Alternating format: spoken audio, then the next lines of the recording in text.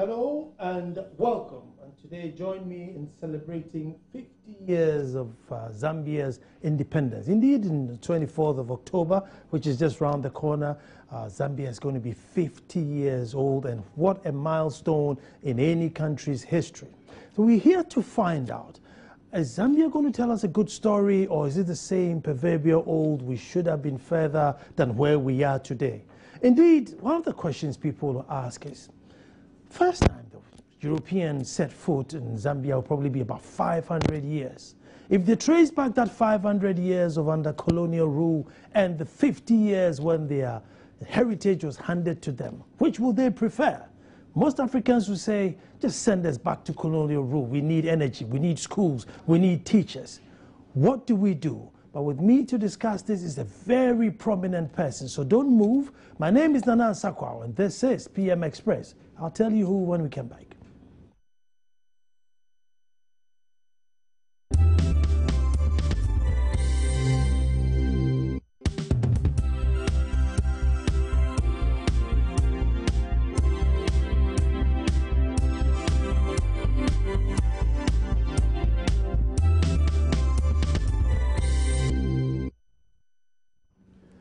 Zambia at 50, and I say, happy birthday in advance. And with me to talk about Zambia at 50 is the man who speaks on Zambia's behalf in Ghana, His Excellency Timothy Walamba. His Excellency, you are welcome. Thanks very much, thank you. Thank you very much too for, I know it's getting people here, but we wouldn't even talk about that. But let's just say 50 years of independence, and obviously being a proud citizen of Zambia. What score, if I dare to ask, would you mark to say, look, we've done 60%, we've done 70%, okay. Would you be brave enough to put a score on it? Yes, but before I can put a score to the question that you have raised, I think the first thing that I would want to mention here is, first of all, to thank you most sincerely for having managed this program, to invite me to come and speak on behalf of my government, of which I'm privileged to represent here in Ghana. Now, like you are saying, I am privileged in the sense that I am just not an ordinary diplomat, like other of my colleagues who are diplomatic missions and whatever. I am privileged in Zambia to have been one of the few surviving freedom fighters in that country. Wow. And having been a former freedom fighter in that country, I was even honored by my president in 2012 with a gold medal. Grand Companion Order of Freedom Fighters, first class. Wow. So that was partly a token of appreciation to some of the things some of us did during the struggle for our independence, to have the colonialists removed from Zambia, and that we as blacks can take over the running of that government in Zambia. So that's part one. Part two is the reason why we are celebrating the 50 years of independence in Zambia. I don't know if that was the question. Let me even, this makes my question even more direct, because you were in the thick of things and you put your life on the line. That's right. So you look back at Zambia today, was it worth risking your life?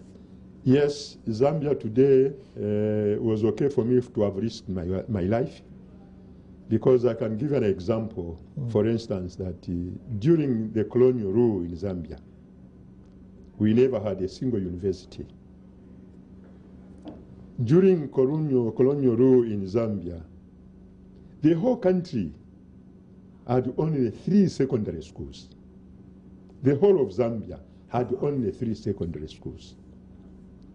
The rest were lower and upper primary schools. Now just imagine when you have finished, for instance, standard 6, upper primary school, and then you look at the population of the Zambian people at that time.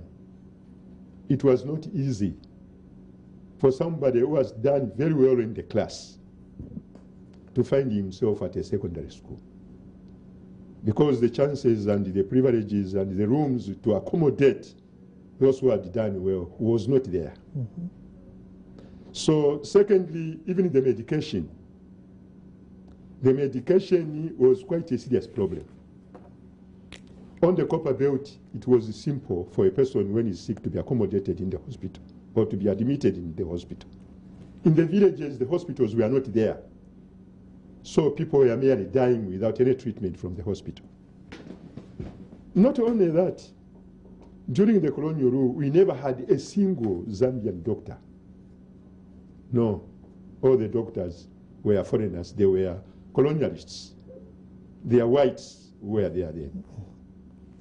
So history, political history between my country, Zambia, and your country, Zambia, history is very, very clear. And that is why, as I'm appearing before the Ghanaian, my colleagues here, through your television setup, I would want to pay a token of appreciation to what the Ghanaian leadership did to us for us to have attained our independence. The late first president of the Republic of Ghana, President Kwame Nkrumah, may his soul kindly rest in eternal peace. He played an important role because the vision of President Kwame Nkrumah, for instance, was not only for Ghana to be independent. It was not enough to him. What President Kwame Nkrumah wanted was the entire Africa to be independent. And the vision of Kwame Nkrumah, that is how he came up with the OAU. The Organization of African Unity came from the late President Kwame Nkrumah. Mm-hmm. The Pan-Africanism came from the late President Kwame Nkrumah. My first president, the father of the nation in Zambia, President Kenneth David Kaunda, is still alive. Yeah. When they were fighting for independence, when we were fighting, I should say, when we were fighting for independence, when we finally wanted to go and meet the Prime Minister in London, because Zambia was under the British colonial rule, we wanted to go and put our cases forward to him to say we have reached a stage where we would want to be independent. The trip of going there partly was organized by the president from here, President late Kwame Nkrumah. This involved Zambia, this involved Kenya. By then in Kenya it was Jomo Kenyatta who was there. This involved Kamuzu Banda, who was the president in Malawi. This involved Mwalimu Julius Nyerere, who was the president in Tanzania. This group, when they first went to London to meet the Prime Minister, Mr. MacLeod, the leader of that group was the President Kwame Nkrumah from here. So as far as we are concerned in Zambia, we regard Ghana to be like twins with Zambia. We are from the same mother and from the same father. And that is why Ghana, for instance, is a country which is, in as far as we are concerned, historical of the way you have been running your businesses, the way you have been running your government from the time when you got your independence in 1957. So in Zambia today, when you go there, to pay a token of appreciation what President Kwame Nkrumah did to us, a teacher training college which has now been turned into a university is named after the name of the President of the Republic of Ghana, the late Kwame Nkrumah.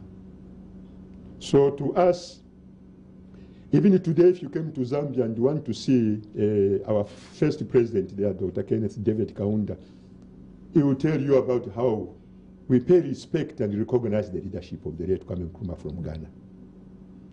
So briefly, I think that is part of what I could mention of what you people have done to us to allow us also to have acquired the independence we were fighting for. Something I picked up from your beautiful pitch was that there were only 3 secondary schools under the colonial rule. Yeah. And here you were, fighting for independence.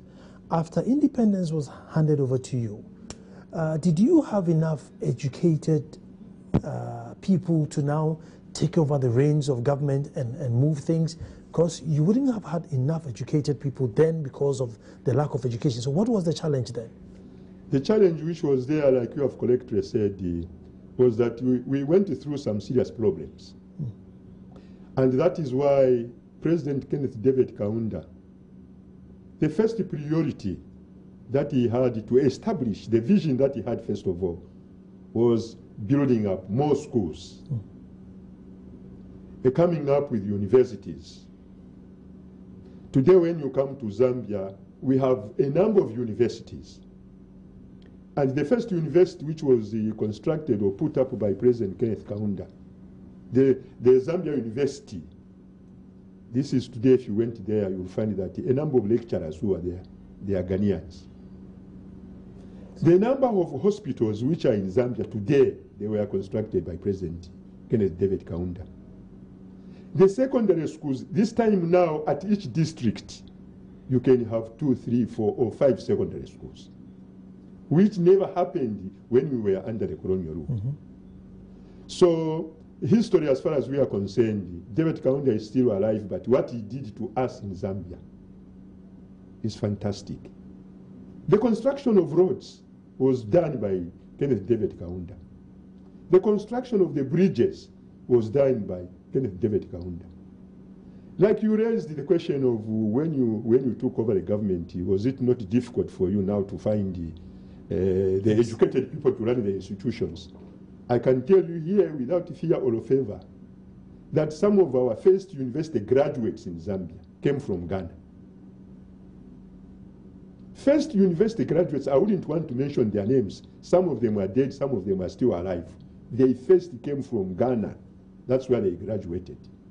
And that is why even up to now, Ghana is given a name in Zambia of appreciation for the job that the Ghanaian government did to us.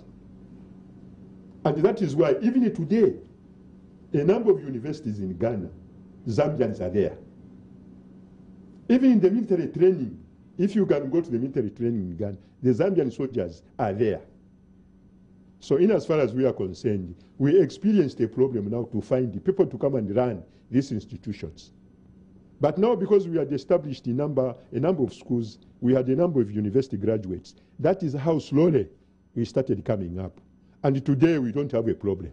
We have Zambianized all the positions and they're run by the Zambian people. But how big was the challenge then? In the 24th October 1964, okay, there's your Zambia, take it.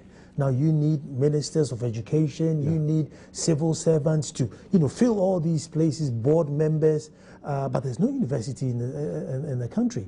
Fine, a few people had come to Ghana to study, but I'm sure not enough to fill all the spaces. So what was the challenge then in 64? The challenge which was there was that we didn't Zambianize these positions immediately. Okay. Because we didn't have the Zambians that who can take over. So we were Zambianizing slowly. Oh, yeah.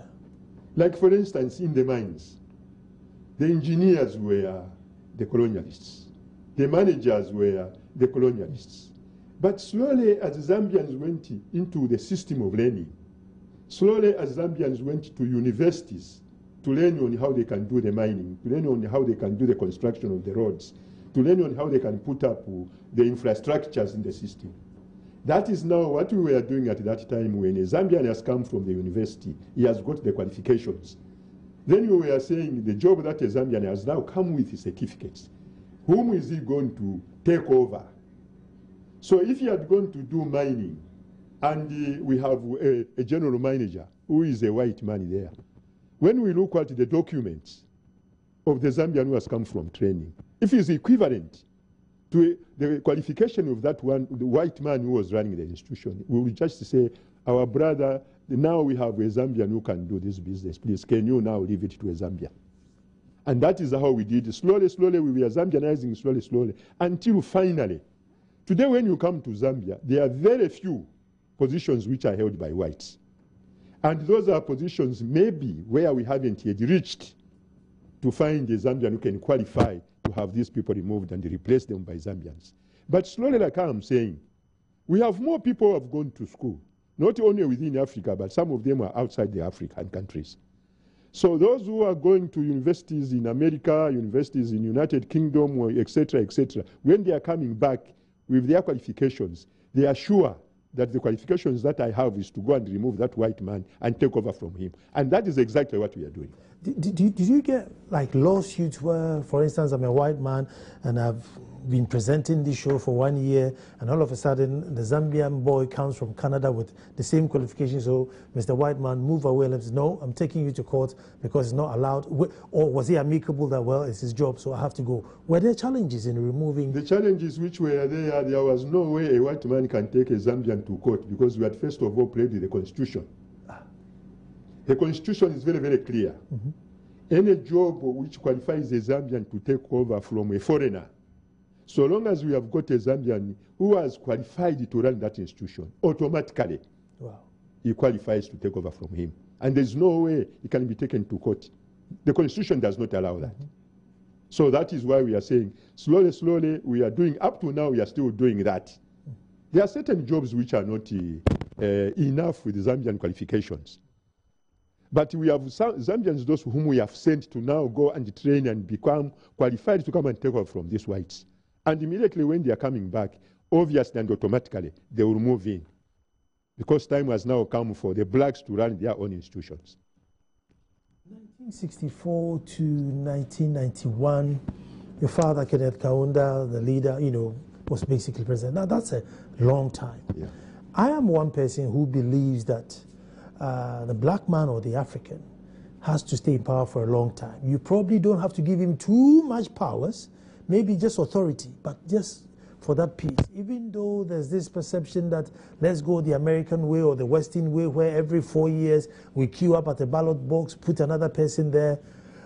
How did he manage to stay long? And do you prefer one leader staying a long time, or do you prefer the reshuffling every 4 or 5 years?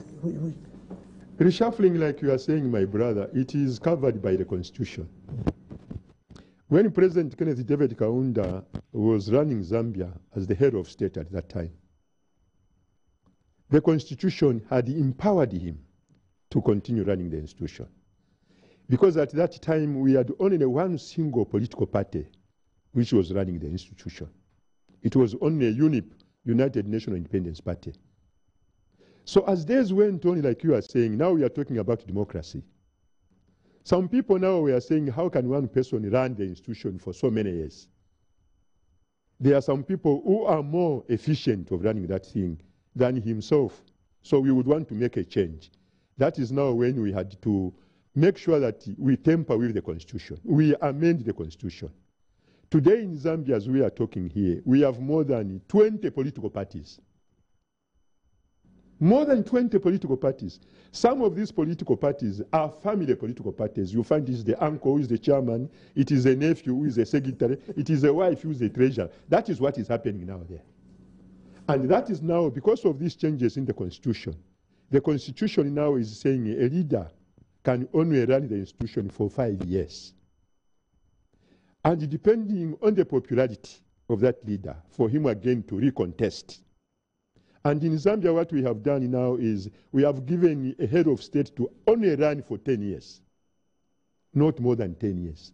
He's only allowed to run for 2 terms of office. The first term, that is 5 years. The second term, whether he likes it or not, he has to leave and let the other person to take over from him. That is what the Constitution is saying now. So the 27 years that Dr. Kaunda had run the Republic of Zambia, then the Constitution allowed him to continue. Today, the Constitution has changed, and it's only 10 years you are out and somebody takes over from you.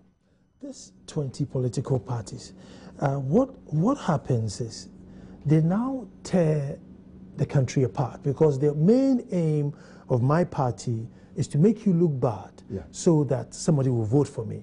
So it's very difficult for me to come out in public and glorify you that, oh, His Excellency Wambala's idea is good, let us all support him.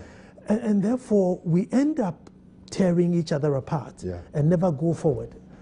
Would a system where we all feed into one pot be better, where we have a leader and we all feed into it rather than tear each other apart? I mean, so I'm very skeptical about multi-party. I know why you are so skeptical, because you see, this is the major problem we have in Africa now.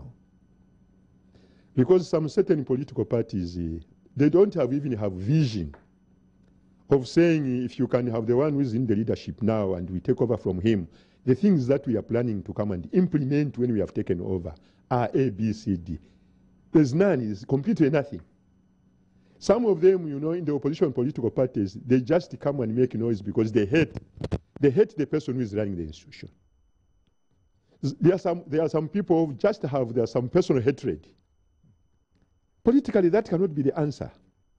And that is why you find that in certain countries, when he has lost the election, they would want to go into the bush and start trying to organize some enemies to come and inconvenience the innocent people in the country. So that is why, like for instance, in Zambia, we are lucky and we are privileged. It's a very, very peaceful country. And we are very, very democratically elected by the people there. It's not easy for Zambia to have been independent for 50 years peacefully.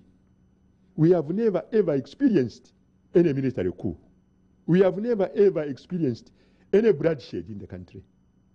And anybody who is defeated by election, he accepts the defeat. He does not go back and try to organize some people to come and hit back. No. A spade is a spade. When you have lost, accept the defeat that he. I am really impressed, for instance, when I came last year. That was the time when the NPP had petitioned the elections of President John Dramini Mahama.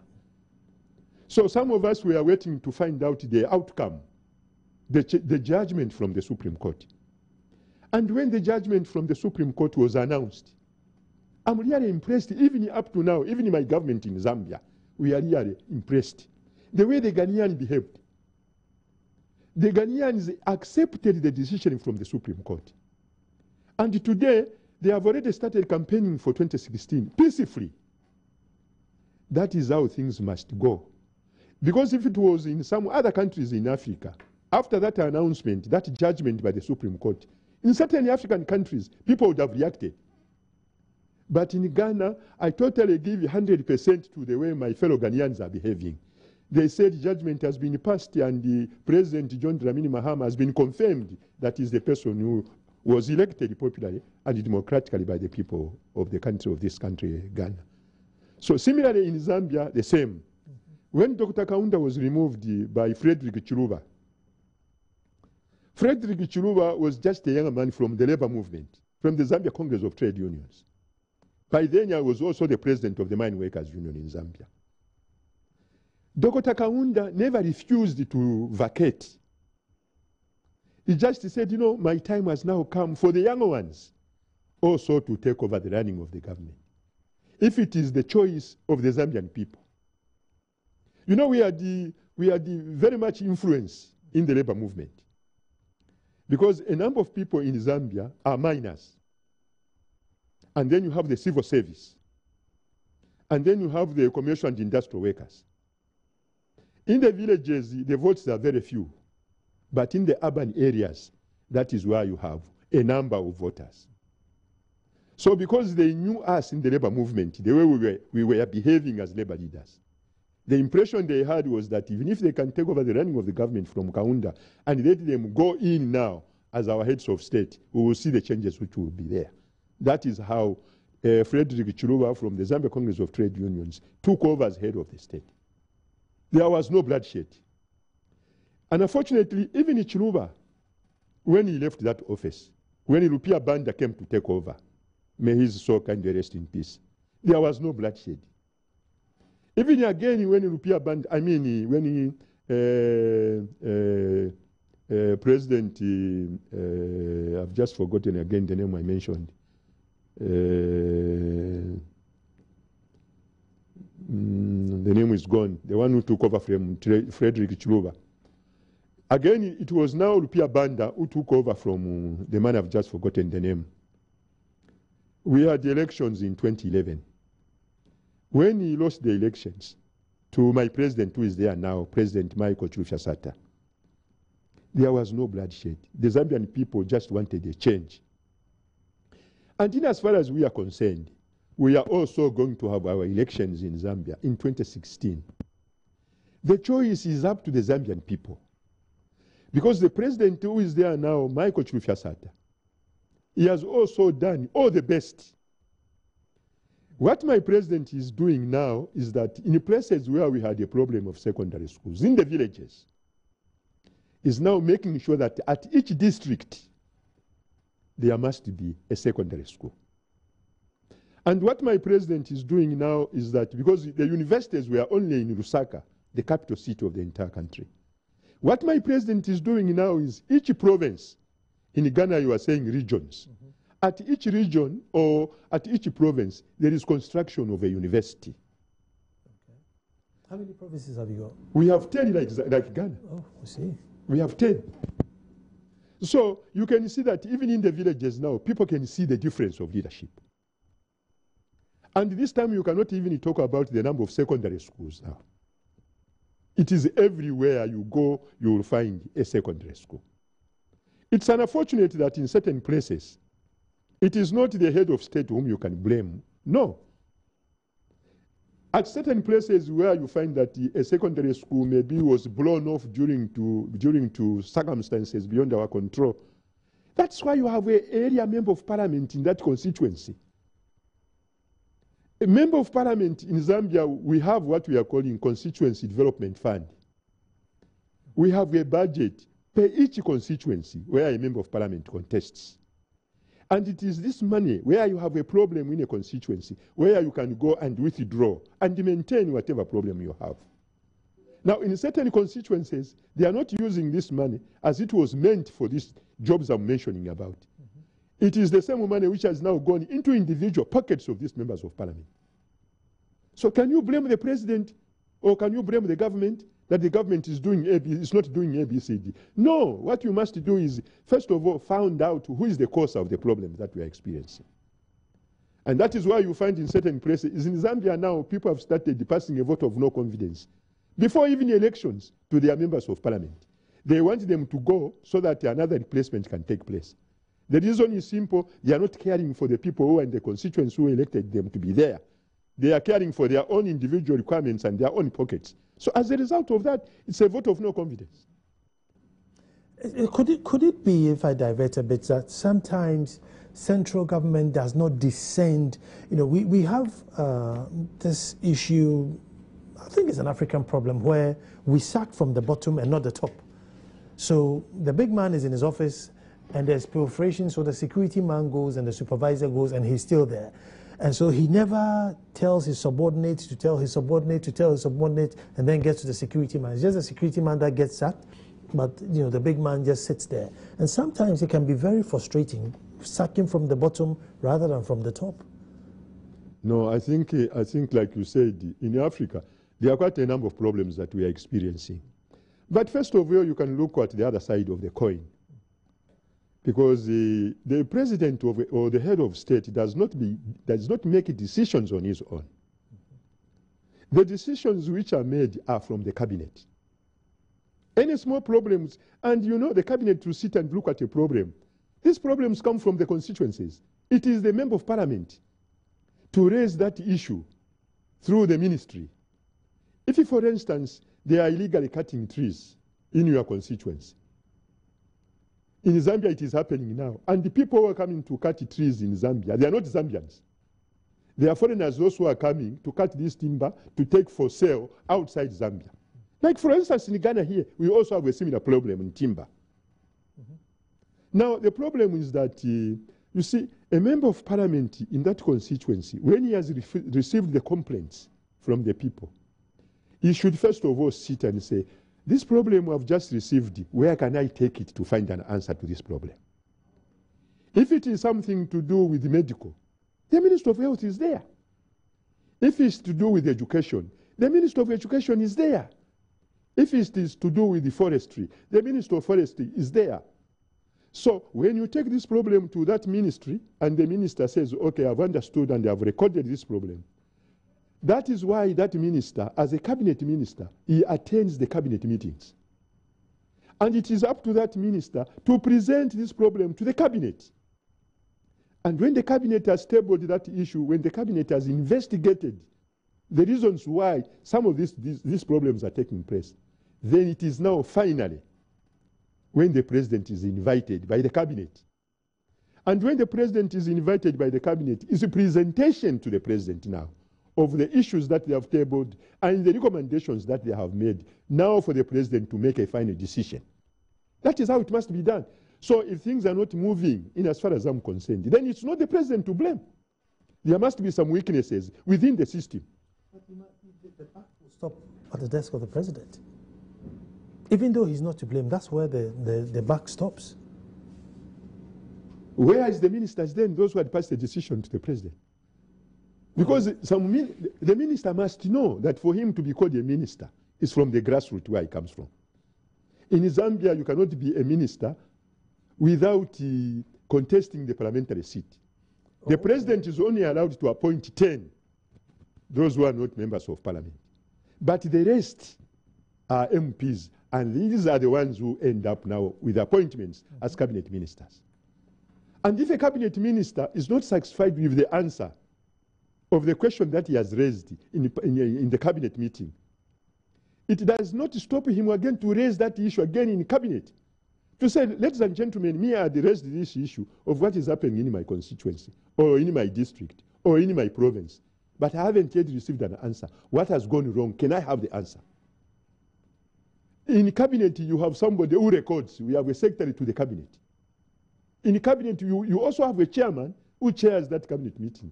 And normally, cabinet meetings are chaired by the head of state. Is the chairman.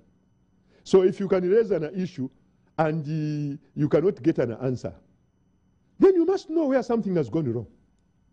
I'm going to take a break here, and then when we come here, we find out what is that one thing that Zambia is going to do for the next. We've already cleared the last 50 years. We have another 50 years ahead, which is the next big giant milestone. What are they going to do in place for posterity to come and say, you know what, this is what our ancestors left for us? Stay tuned. Thank you for staying. We are talking to His Excellency Timothy Malamba, who is obviously the High Commissioner for Zambia. And they are celebrating 50 years of independence, a major milestone. Before the break, I wanted to find out what the next 50 years is, but no, we'll get there, you know, what they will do for the next 50 years. But let's look at AU. What can we do again? Because it doesn't seem as if we are going to realize the true AU in our lifetime, His Excellency. We don't trust each other. We don't trade among ourselves. We don't move within ourselves. We don't even allow our passports to go into other African countries. We are aliens amongst ourselves. In fact, the question that you have raised is very, very, very, very important. And that is why normally we make reference to our former late leaders in Africa, those who had the vision of uniting Africa. Because take, for instance, like you are saying, when a Ghanaian wants to go to Zambia, you require him to have a visa. You require him to have an identity card or maybe a passport, etc., etc. If Africa was united and if we trusted one another, this nonsense cannot be there. And unification of Africa is very, very important. Unity is really important because some of the problems that affect some African countries does not affect some other African countries. I can give an example, for instance. This problem of Ebola in West Africa is not the whole of West Africa which is affected with Ebola. There are some places like Ghana. Ghana is not affected. And you can see on how President John Dramani Mahama has been very much involved. Regardless of only being a chairman of ECOWA, to me, it's not because he's a chairman of ECOWA. No, to me, it is the sympathy of the people who are dying from these countries. Liberia, for instance, Sierra Leone, for instance. He has sacrificed himself to pay a token of appreciation to what the governments are doing there, minus losing a number of people dying from this Ebola issue. There are very few people. We have a number of heads of states in Africa. How many of them have managed even to say a pass of condolences? So, unity is very, very important because when we unify, it's like in the family, for instance. When there are divisions in a family, that family will not survive. When you unify yourself, when you are united and you are working as a team, whatever problem, whatever serious problem may arise, so long as you are united, you will find an answer to that problem. So in Africa, like you said, the leadership in future, it's now that we should start discussing this issue. What should be the answer? What should be the solution? What are the causes that has made Africa not to unite? When you make an example of United States, how many countries are there for them to unite and be called United States? There are many. And what can stop Africa from doing the same? So like you said, we must find an answer or a solution to this problem. And the only way we can find an answer to this problem is to be discussing the issue. Pan-Africanism must be implemented, must be looked at. How do we come in with Pan-Africanism? Because even if we were to find, when we unite Africa and come up with one head of state to run the whole Africa, it is not only him alone. Conditions are there to be made. Because if somebody came from Ghana to run the entire Africa, when he's no longer there, somebody again from other African country will also take over the running. So long as these things are tabled, these things are constituted, that is the only issue. But at the moment, there is selfishness among some of the leaders. Because to him, he feels, because in my country, I have gold, I have diamond, I have silver, and if I agreed that we unite Africa and come up as one, the people are coming to enjoy the fruits in this country will be coming from outside. That cannot be the excuse. Because when you have a problem like some problems in Africa, you know only how people are dying in Africa. Today, when you go to Nigeria, it's a different country. There are certain places where you don't feel at home. Today, when you go to Liberia, it is the same. There are certain places where you don't feel at home. But the answer to this problem is the unification of Africa to come up together as a team. That is the only way we can solve the problem. Now to find an answer that now, because of selfishness of certain individuals who are leaders of certain countries, at the moment, I can rest assure you, it's not easy. God willing, maybe in the future, if we can start discussing these issues on how you can unify Africa, maybe in future. Not as at now, it's not easy. My other one is, we seem to stop at political independence and say, that's it, we have achieved it. And meanwhile, 80–90% of your economy is dependent. Most African countries will stop bang on political independence. Okay, that's it, you have your political independence, and then we go and celebrate, forgetting and leaving all our economy tied to other countries. When are we going to get our economic independence as well as the political one? I totally agree with you. There's too much of political independence in Africa. And I think looking at the other side of the coin, maybe we haven't reached a stage economically where we can have our own means of technologies. It was only a few weeks or a few months ago when President John Dramini Mahama was making an example of failing to produce a toothpick. In Ghana, we have a lot of wood. In Ghana, we have a lot of bamboos. But a toothpick, a small stick, is coming from China. And we are buying in foreign exchange. What has gone wrong? The same applies to Zambia. Zambia is number 2, if not number 3, the whole world in terms of copper production. And Zambia, as at now, is a place where you can find the first class, number 1 emeralds, precious stones. The problem is that we've just produced. After we have produced, anything that comes out of this production is not done locally in Zambia. The technology is not there. So you have now to send out of the country. And when it goes out of the country, when they have worked on your own emeralds, bring them back into Zambia. You can't afford, because they're coming now into dollars. Then you start asking yourself, even a ring, of an emerald cannot be produced. Even a button cannot be produced. Where has the technology gone?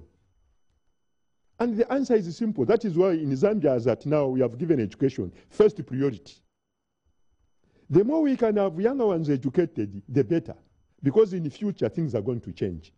They are the people who come up with the ideologies of saying, no, what you can do with the emeralds is ABCD, and you will come up with ABCD. Copper, for instance, this thing I'm wearing here is copper from Zambia. But this is the only thing you can do, just make a piece and wear it the way I'm wearing it. But when we have produced copper and we have sent this copper outside the country, which comes out of that copper, they are miracles. And you won't believe saying this is copper. You'll be saying, how about these precious things I'm seeing? And they'll tell you, this is the copper that you produce in Zambia. That is how they have done it. The ring that you have there, these are local materials which we can do, but we are not doing them. We haven't got the equipment on how we can come up with these things here. So as far as we are concerned in Zambia, we have given education as first priority, so that the more we can educate our own people, the more we will have the technology of coming up with something that we can do locally. I can give an example. I'm really impressed the few days I'm in Ghana. In Zambia, it's not easy to find a bricklayer who is below 50 years of age. It's not easy. Because in Zambia, people, all of them wanted a white-collar job. They can't go farming. In Zambia, a bricklayer is somebody who is above 50 years and 60 years. In Ghana, it's a different issue. The tall buildings which are going on, the construction of tall buildings in Ghana which are going on, when you look at the chaps who are building, they are young ones below 20, some of them. The technicians who are in Ghana, who are doing the construction of electricity, they are young ones below 30. What can stop that to also happen in Zambia? And that is why when we had this problem, in Zambia we have a problem of illegal mining. Illegal mining of copper, illegal mining of gold, illegal mining of emeralds, etc., etc. It happened here in Ghana, where you had illegal mining of gold, in Kumasi. The government had to take an action against those Chinese who were illegally mining. And they tried all the means possible to clear them off. What I did as a representative of my government, as a representative of my president in Zambia, I invited the Minister of Mines from Zambia to come and learn here on how they had dealt with that problem of illegal mining. The permanent secretary from the Ministry of Mines in Zambia, with a group of people, they came here and they stayed for more than 10 days. They met our colleagues from the Ministry of Mines here, and they were taken even at where they were doing illegal mining. And they learned a lot of things from here. Today, as I'm talking, although there are still some more illegal miners there, but majority of them have run away. Because they're now saying, these people have learned from what Ghana did, so that's why they are applying what they did in Ghana. The celebration of our 50 years of independence this Friday, after tomorrow. In Africa, first of all, we learn things from Ghana. Zambians are always wanting to learn from Ghana. You are the first person who had the first won your independence in 1957. And when you celebrated your 50 years of independence, we have never celebrated 50 years of independence anniversary in Zambia. This is going to be the first time. So we don't want to make mistakes. We have got people who are experienced on how they can celebrate, where we can learn the way they did it. Again, I used my office. I reported to my boss in Lusaka, and we had a team from the office of the president, the cabinet, the ministry of tourism, the minister of foreign affairs. They came to learn on how you did it. On Friday, there are miracles. The celebration, the way they have organized in Zambia, they are miracles. Where did they learn the way they can do it? They will be saying, no, we went to learn in Ghana because they were the first ones who did it, and we went there to learn. It's not only that, there are a lot of things. The education, for instance, in Ghana. When we attained our independence in 1964, we had very few university graduates in Zambia, not even more than 10. Not even more than 10. And for your information, amongst those few, majority of them came from Ghana here, from the university here in Ghana. This is where they came to learn, and this is where they graduated. Some of them are dead, they are gone, some of them are still there. And they are holding senior positions, both in the government and in the industries. So even up to now, my mission here, for instance, is to come and learn. If my colleagues in Ghana can do it, what can stop us from doing the same? And there are more things that we have to come and learn here in Ghana. So my doors are open, and communication between Zambia and my colleagues here is very open. The other thing I wanted to mention here was that the hospitality of the Ghanaian people is historic.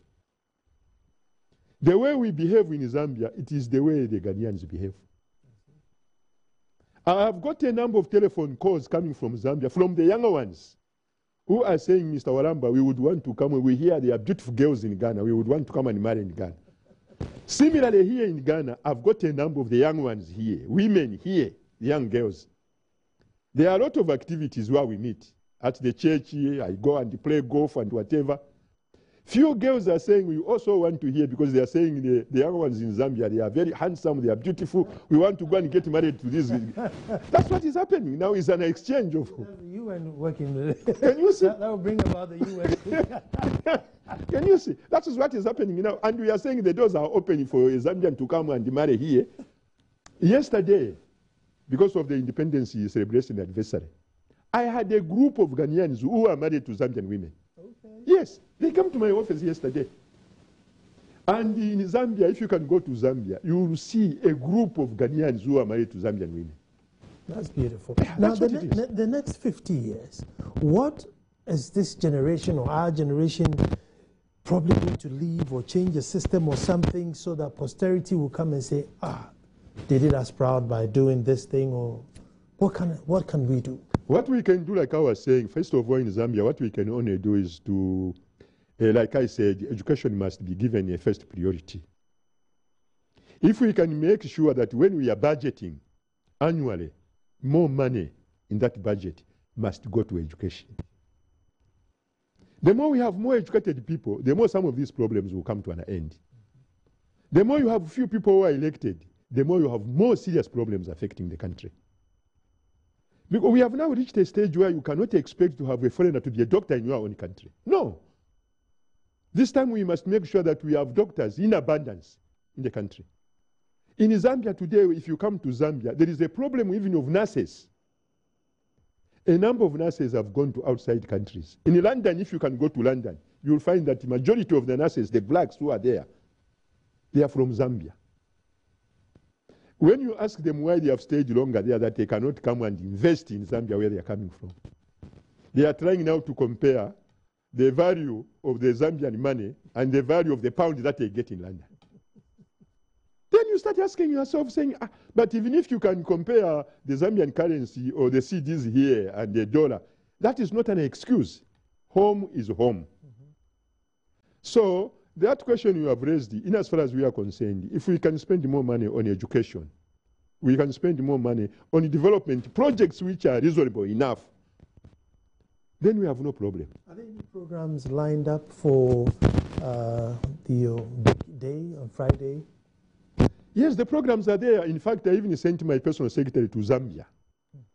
Because what we want to do on Friday, we have had enough fufu, we have enough pepe, we have had enough banku. Now we want to bring our own Zambian dish. Okay. My personal secretary should be arriving tonight with South African Airways. So that the Ghanaians, those who have never been to Zambia, must taste our food here. And that is partly going to be a campaign to us, because the more they eat our Zambian food, some of them will say, no, I think I can go to Zambia and continue eating this food. A way to a man's heart is through his mouth. What's like our main dish is fufu. What's your main dish? Our main dish is the maize meal. Okay. Okay. And the cassava meal. I see. Yes. Eating with a sauce, I guess, or they make it like a thick porridge. Ah, okay. And it's called Nshima. Nshima. So the way, I don't know how how do you call it, Joshua, here? The one which is like Nshima in Zambia. Banku. Ah, okay. That is our main dish there. Okay. Yeah. Okay.